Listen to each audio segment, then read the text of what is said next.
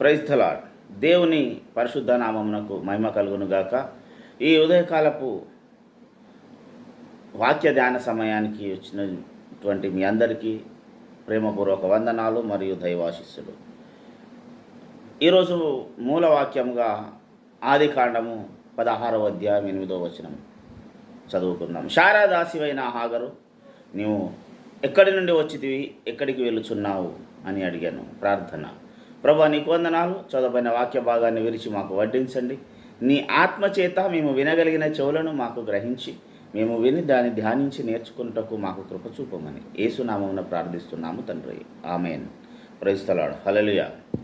ప్రియులారా, శారా దాసివైనటువంటి హాగరు అని మాట్లాడుతున్నాడు. దేవుని దూత హాగరు పారిపోతున్నటువంటి క్రమంలో అక్కడ కనబడి అడుగుతున్నటువంటి మాట. అయితే ఇదే ప్రశ్నను దేవుడు మనల్ని కూడా అడుగుతున్నాడు. నా ప్రియ కుమారుడా, నా కుమార్తె, ఎక్కడి నుంచి వచ్చావు, ఎక్కడికి వెళ్ళుచున్నావని. ప్రియులారా, మనము మానవ జాతిగా దేవుని కుటుంబంలోనికి పిలువబడ్డాం. ఎందుకు పిలువబడ్డామంటే 2వ కొరింథీ పత్రిక సెలవిస్తుంది, మీరు పరిశుద్ధులుగా ఉండుటకు పిలువబడ్డారు అని. పరిశుద్ధులుగా ఉండుటకు పిలువబడి పరిశుద్ధపరచబడిన తర్వాత మన దైనందిన జీవితంలో ఇప్పుడు ప్రత్యేకంగా మనం నేర్చుకోవలసినటువంటి ప్రశ్న ఏంటి? మన కుటుంబానికి, మన వ్యక్తిగత జీవితానికి, మన సంఘాలకు మనం వేసుకోవాల్సిన ప్రశ్న ఒకటి ఏంటంటే, ఎక్కడికి వెళ్ళుచున్నావు? ఎక్కడికి వెళ్ళుచున్నావు? నీ పయనం ఎటు ఉన్నది? ప్రియులారా, ఈ దినమున నీ ఆత్మీయ జీవితపు యాత్ర ఎక్కడికి వెళ్ళుచున్నది అని ప్రభువుల వారు అడుగుతున్నారు. కనుక ఖచ్చితంగా మనం దేవునికి సమాధానం చెప్పవలసిన వారిగా ఉన్నాం. నిజంగానే మన జీవితం ఎక్కడికి వెళుతున్నది? ఇర్మియా అంటాడు, ఇర్మియా గ్రంథంలో ఉంది, ఇదే త్రోవ, దీనిలో నడువుడి. నిజంగానే దేవుడు చూపినటువంటి మార్గంలో నువ్వు నడుస్తున్నావా? మన జీవితము దేవుడు చూపిన మార్గంలో నడిచేదిగా ఉన్నదా? నిజంగా దేవుడు చూపిన మార్గంలో కనుక మనం నడిస్తే మన జీవితంలో అసంతృప్తులు ఉండవు. ఒక సందర్భం చెప్తాను. దమస్కు మార్గంలో సౌలును దర్శించాడు పౌలు, యేసుప్రభుల వారు. పౌలుగా మారకముందు సౌలుగా ఉన్నప్పుడు దమస్కు మార్గంలో ఆయనను దర్శించాడు యేసుప్రభుల వారు. దర్శించకముందు పౌలు జీవితము దేవుని పిల్లలను చంపడమే తన ప్రాణమైనట్టుగా భావించాడు. ఎప్పుడైతే దమస్కు మార్గంలో యేసును చూశాడో అప్పుడు తనలో ఉన్నటువంటి ఈ లోక సంబంధమైనటువంటి విధానము మారిపోయింది. దేవుని ప్రణాళిక ఏంటి, దేవుడి ఆలోచన ఏంటి, దేవుని కొరకు నేనేం చేయాలి, ఏం చేస్తే కరెక్ట్ అనే స్థితి సౌలులో కలిగింది. కానీ దేవుడు దర్శించినప్పుడు పౌలు సౌలుగా ఉన్నప్పుడు దేవుడు దమస్కులో దర్శించినప్పుడు ఎలాగ మారాడు? ముందు తను నేలన పడిపోయాడు. నేలన పడిపోయి తన కంటి చూపును కోల్పోయాడు. ప్రియులారా, చాలామంది ఈరోజు మన దైనందిన జీవితంలో కొన్ని బాధలతో ఉన్నాం. నా కుటుంబము ఎన్నో సంవత్సరాలుగా దేవుణ్ణి మేము సేవిస్తూ ఉన్నాం, క్రమం తప్పకుండా గుడికి వెళ్తున్నాం, ప్రార్థన చేస్తున్నాం, వాక్యం చదువుతున్నాం, కూడికలకు వెళ్తున్నాం, కానుకలు ఇస్తున్నాం, దశంభాగాలు ఇస్తున్నాం. కానీ నా ఇంట్లో సమస్యల నిలయమై ఉన్నది. నా ఇంట్లో శాంతి లేదు, నాకు మా ఇంట్లో సమాధానం లేదు అని ఈరోజు యావత్ దేవుని పిల్లలుగా చాలామంది మాట్లాడుతున్నారు. ఎందుకు చెప్తున్నానంటే, నిజంగానే నీవు దేవుని మార్గంలోకి వచ్చిన తొలినాల్లో నీకు శ్రమ కలుగును. భక్తుడు అంటాడు, నీతిమంతులకు శ్రమలు అనేకము. ఈరోజు శ్రమలు రాగానే మనం గుంగిపోతున్నాం. నిజమే, ఈ లోకపరంగా ఆర్థిక సమస్యలు అనేటివి వచ్చినప్పుడు మనం కొంత కకలావికలమవుతున్నాయి పరిస్థితులు. ఎందుకంటే ఈరోజు మన మనిషి బ్రతకడానికి కనీసం డబ్బు అవసరం. నేను క్రైస్తవుడికి డబ్బు అవసరం లేదు, ప్రార్థనే చేయాలి, ఇంకా వీటి మీద మనసు ఉండకూడదని చెప్పను.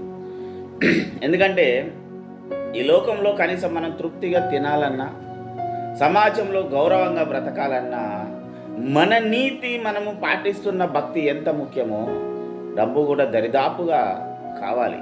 ఎందుకు అంటే డబ్బు లేకపోతే ఈరోజు సమాజం నిన్ను గౌరవించదు. అలాగే దేవుడు లేకపోతే నీ జీవితంలో సాతాను నీకు భయపడదు. Praise the lord. మరొకసారి చెప్తాను, డబ్బు లేకపోతే సమాజంలో, నీ కుటుంబంలో, నీ బంధువర్గంలో నీకు విలువ ఎలాగుండదో, దేవుని చేత పట్టబడి దేవుని కుటుంబంలో దేవుని పిల్లలుగా బతుకుతున్నామన్న నువ్వు దేవుని చేత నడవకపోతే, దేవుని చేత నువ్వు నడవకపోతే నీకు కూడా దేవుని సమాజంలో విలువ లేదు. దేవుని సమాజం అనగా ఈరోజు మనతో పాటు గుడికి వస్తున్నవారు, బ్రతుకుతున్నవారు కాదు ప్రియులారా. దేవుని రాజ్యం ఉన్నది నీ చుట్టూ, మర్చిపోకూడదు. హాగరునైతే ఎలాగ దర్శించి ఎక్కడికి వెళ్తున్నావు అన్నదో, అనుదినము కొన్ని వేల దూతలు నీ చుట్టూ దేవుడు కావలిగా పెట్టాడు. అన్నిటికంటే ముందు నీ మానసిక అంతరంగమును ఎరిగిన దేవుడు. బైబిల్ సెలవిస్తుంది, దేవుడు హృదయాంతరంగములను ఎరిగినవాడు. మన హృదయంలో ఏమనుకుంటామో ఆలోచించగలిగిన వాడు దేవుడు. కనుక నీవు లోకంలో బ్రతకడానికి ఇస్తున్నటువంటి ప్రయారిటీ, దేవునితో బ్రతకడానికి ఎంత మట్టుకు ఇస్తున్నావు? అందరం చెప్తున్నాం, నేను దేవునితో ఇలా గడుపుతాను అలా. ఇవన్నీ పక్కకు పెడితే ముందు వ్యక్తిగతంగా దేవుడితో నీకున్న సంబంధం ఏమిటి? అది గుడికి పోవడమో ఇంకేదో కాదు. గుడికి ఎవరైనా పోవచ్చు, బైబిల్ ఇది నువ్వు దైవ గ్రంథం అనుకుంటేనే దైవ గ్రంథం, లేకపోతే ఇది ఒక ఆర్డినరీ బుక్కే. కానీ దీని విలువ తెలిసిన వారికి ఇది ప్రాణదాయకము. ప్రియులారా, ఎక్కడికి వెళ్ళుచున్నాము? నీ యాత్ర ఎక్కడికి? ఈరోజు నీవు సమస్యలతో ఆర్థిక సమస్యలతో నీవు కొట్టుమిట్టాడుతున్నావంటే దేవుడు ఇంకా ఎక్కడనో నీ కుటుంబంలో ఏదో వెలితిని చూస్తున్నాడు. ఇంకా నీకు పరీక్షాకాలం ముగియలేదు. ఎక్కడ నువ్వు కోల్పోతున్నావు? నీ వ్యక్తిగత ఆశీర్వాదం, కుటుంబ ఆశీర్వాదం, ఇవి రెండు ఎప్పుడు ఒకటి కాదు. వ్యక్తిగతంగా నువ్వు ఆరోగ్యంగా ఉన్నావు, కానీ నీ కుటుంబం తలకిందులుగా అవుతుంది. కారణం ఏంటి అంటే వ్యక్తిగతంగా నీ దేవునితో ఉన్న సంబంధం కొంత మెరుగుగా ఉన్నా, కుటుంబ పరంగా దేవుడితో ఎలాగున్నావో గమనించు. ఎప్పుడు కానీ దేవుడు రెండు రకాల ఆశీర్వాదాలను తన పిల్లలమైన మనకిస్తాడు. మొట్టమొదటిది వ్యక్తిగత ఆశీర్వాదం, రెండు కుటుంబ ఆశీర్వాదం. ఇక్కడ హాగరు తన యజమానురాలు మాటకి లోబడి కాలము కానప్పుడు తను చేయాల్సి వచ్చింది.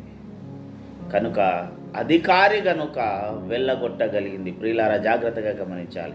హాగరు మీద శారా అధికారి గనుక తనను కష్టపెట్టింది, ఇబ్బంది పెట్టింది, ఇంట్లో నుంచి తోలివేసింది.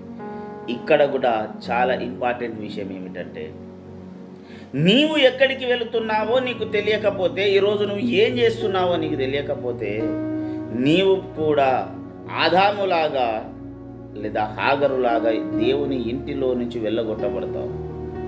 మీరు అనొచ్చు, దేవుని లేంటి సార్ అని. ఏదేనో తోట ఆదామవ్వలు ఉండడానికి దేవుడు చూశాడు. దేవుని లేని అబ్రహాం ఇంటిని ఎందుకన్నాడంటే, దేవుడు అబ్రహాముతో పాటు ఉన్నాడు. దేవుని నిర్ణయము గత ముందు ఉన్నటువంటి వర్తమానాల్లో నేను చెప్పిన దేవుడు ఎక్కడ ఉంటే అదే తన ఇల్లు. అబ్రహాములో ఉన్నాడు, అబ్రహాముతో ఉన్నాడు. ప్రియులారా, ఎన్నుకోబడ్డ కుటుంబంలోనికి తీసుకోబడినటువంటి హాగరు శారమ్మ పెడుతున్నటువంటి కష్టాన్ని తట్టుకోలేక వెళ్ళిపోయింది. అలాగనే దేవుని కుటుంబంలో ఈరోజు నువ్వు నేను ఉన్నామని అనుకుంటున్నాం. శ్రమలు వస్తున్నాయి. ఎందుకు వచ్చాయి? హాగరు ఊరికే ఉంటే శ్రమ రాలేదండి. అలాగనే మనం ఊరికే ఉంటే శ్రమ రాదు. ఊరికే ఉంటే అంటే ఏం చేస్తలేం కదా సార్, ఎందుకు వస్తున్నాయి అంటే ఏం చేస్తలేవు కనుకనే వస్తున్నాయి. మీరు అనుకో, సరే ఊరికే ఉండే శ్రమ రాదంటావు, చేస్తున్నాము కనుక వస్తున్నాం అంటే ఇది ఎట్లా కరెక్ట్ అంటే, అవును, దేవుని కొరకు నువ్వు ఏం చేస్తున్నావు? నీ వ్యక్తిగతంగా దేవుడితో నీవు కలిగి ఉన్నటువంటి సంబంధం ఏమిటి? ఆ సంబంధం అనేది లేకపోతే, సరిగా లేకపోతే నువ్వెక్కడికి వెళ్ళినను ఎడారిలాగానే ఆగరైతే ఎలాగ అరణ్యంలో తిరిగిందో ఆ అరణ్యంలో లాగానే నేను ఉంటావు. ఎక్కడికి వెళ్తున్నా? మన ప్రయాణం ఎటు? అసమాధానము కలిగిన జీవితం, కుటుంబంలో సమాధానం లేదు సార్, శాంతి లేదు అనేవారు. కనుక ప్రియులారా, ఎందుకు సమాధానం? నిర్ణయ కాలమున దేవుడు దర్శించెను అనున్నది. ఎవరిని దర్శిస్తానన్నాడు? శారమ్మను, అబ్రహామును దర్శిస్తానన్నాడు. ఆ నిర్ణయ కాలమున దర్శించడానికంటే ముందు తొందరపడ్డావు. నిజంగానే దేవుడు నీకు ఇవ్వాలనుకున్న ఆశీర్వాదానికి తొందరపడ్డావా? లేదా దేవుడు నిన్ను ఆశీర్వదించాలనుకున్నప్పుడు దేవుని ఎదుట నీవు సరిగా లేవా? ఈ రెండే ఈరోజు మన జీవితంలో, మానవ జీవితంలో జరుగుతున్న అనేక అల్లకల్లోలాలకు కారణాలు. దేవుడు నిన్ను ఆశీర్వదించాలనుకున్నప్పుడు, దేవుడు నీకు ఇవ్వాలనుకున్నప్పుడు నువ్వు దాన్ని పొందుకోగలిగిన స్థాయికి ఉండాలి. అందుకే బైబిల్ గ్రంథంలో ఒక మాట చెప్పబడింది. పౌలు ఒక మాట అంటాడు, మీరు పిల్లలే కానీ పాలు తాగేవారే కానీ బలమైన ఆహారము తినేవారు. నిజంగానే ఒక చిన్న పిల్లోడికి ఏది ఇవ్వాలో అంత మట్టుకే ఇస్తాడు. నువ్వు ఆధ్యాత్మికంగా పుట్టిన స్థాయిలోనే ఉంటే నువ్వు ఆశీర్వాదాన్ని పొందుకోవడంలో విఫలమవుతావు. కనుక దేవుని కుటుంబంలో ఉన్న నీవు ముందు సమాధానపడు దేవుడితో. ఈరోజు దేవుడితో చాలామందికి సమాధానం లేని జీవితాలే ఉన్నాయి.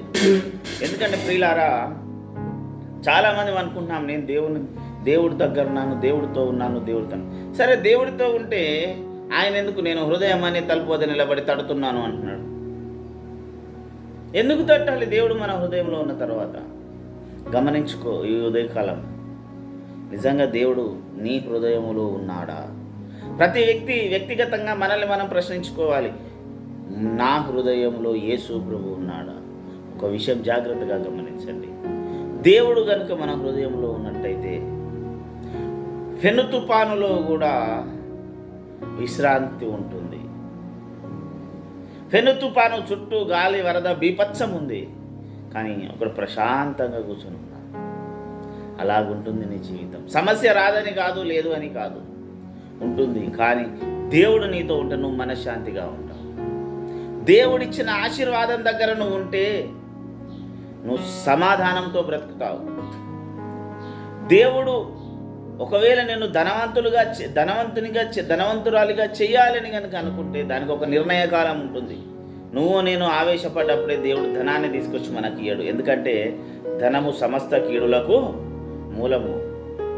ఎప్పుడైతే నీకు ఉన్న దానిని, నిన్ను వలె నీ పొరుగు వారిని ప్రేమించమని పౌలన్న చెప్పిన మాటను నువ్వు ఎప్పుడు పాటించగలిగిన స్థాయిలోనికి వస్తావో అప్పుడు, ఆ మనస్సు ఉన్నప్పుడు మాత్రమే దేవుడు నీకు ఇస్తాడు. ఎందుకంటే నీకు ధనం ఇచ్చి లేదా నువ్వు కోరుకున్న జీవితం ఇచ్చి నిన్ను రేపు దేవుని రాజ్యానికి దూరము చేయడం దేవుడి చిత్తం కాదు.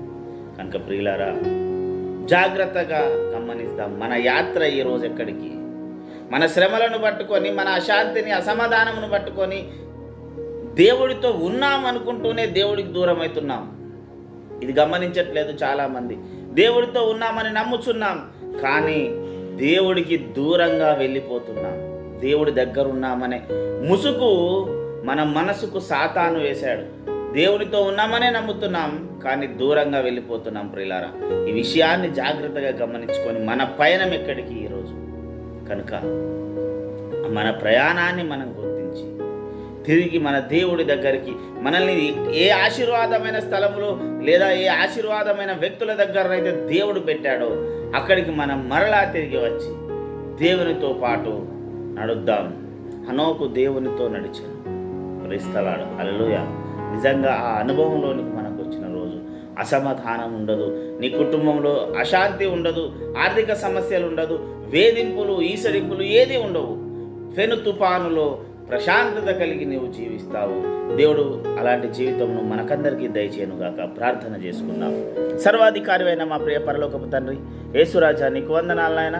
ఇదిగో ఈ ఉదయకాలం ప్రభా, మేమెక్కడికి వెళ్తున్నాం అనేటటువంటి మా జీవితమును గురించి నువ్వు మాతో మాట్లాడినందుకు నీకు వందనాలు. నిజంగానే ప్రభా, ఈ వర్తమానం వింటున్న వారు ఎవరి జీవితాలనైతే శాంతి సమాధానము లేక ఇబ్బందికర పరిస్థితిలో ఉన్నారో వారిని నువ్వు ఈ ఉదయకాలమును దర్శించండి, వారితో మాట్లాడండి. ఎక్కడ వారు సమాధానమును కలిగి ఉండకుండా కోల్పోయారో ఆ పరిస్థితిని వారికి వివరించి నీతో సమాధానపడి శాంతి సమాధానములు కలిగి జీవించుటకు కృప చూపండి ప్రభా. మాలో అనేక మంది అనారోగ్య సమస్యలతో బాధపడుతున్న వారు ఉన్నారు. వారందరిని ముట్టి సంపూర్ణ స్వస్థతను దయచేయండి. అలాగనే ఆర్థిక సమస్యలతో సతమతమవుతున్న కుటుంబాలు ఉన్నవి. ఆర్థికంగా వృద్ధి దయచేసి నీవే దీవించమని మరొక ఉదయకాలము మేము నీ సన్నిధికి వచ్చేంత మట్టుకు మమ్మల్ని అందరినీ సజీవ రెక్కలో సంపూర్ణ ఆరోగ్యముతో ఉంచి కాపాడి భద్రపరచమని యేసు నామమున ప్రార్థించడికి వేడుకుంటున్నాము తండ్రి. ఆమేన్. మన తండ్రి అయిన పరమ ప్రేమ రక్షకుడైన యేసునాథుని కృప, పరిశుద్ధాత్మ దేవుని యొక్క శాశ్వత ఆశీర్వాదం సన్నది ఇది మొదలుకొని క్రీస్తు రెండవ రాకడ పర్యంతం వరకు మనందరి జీవితాలకు మెండుగా తోడైండునుగాక. ఆమేన్, ఆమేన్, ఆమేన్. యేసు రక్తమే జయం, శిలువ రక్తమే జయం. ప్రవేశనానికి సంపూర్ణ విజయం కలిగిన అపవాదికారి క్రియలకు అనంత కోటి నాశనం కలుగునుగాక. Praise the Lord. అందరికీ వందనాలు. ప్రభునందు నాకు అత్యంత ప్రియులారా, మీలో ఎవరికైనా ఏదైనా ప్రార్థన అవసరతలు ఉన్నట్లయితే మమ్మల్ని సంప్రదించండి. వాట్సాప్ ద్వారా కానీ, ఫోన్ కాల్ ద్వారా కానీ, లేదా ఈ యూట్యూబ్లో మేము పెడుతున్న వర్తమానం కింద కామెంట్ రూపంలో కానీ చేయండి. వాట్సాప్ చేయాలనుకున్నవారు, కాల్ ద్వారా తెలియజేయాలనుకున్నవారు సంప్రదించవలసినటువంటి మా ఫోన్ నంబర్ 9490194964. మళ్ళీ చెప్తాను, 9490194964. సదా ఆ సర్వేశ్వరుని కృప మీకు తోడైండునుగాక. ఆమేన్.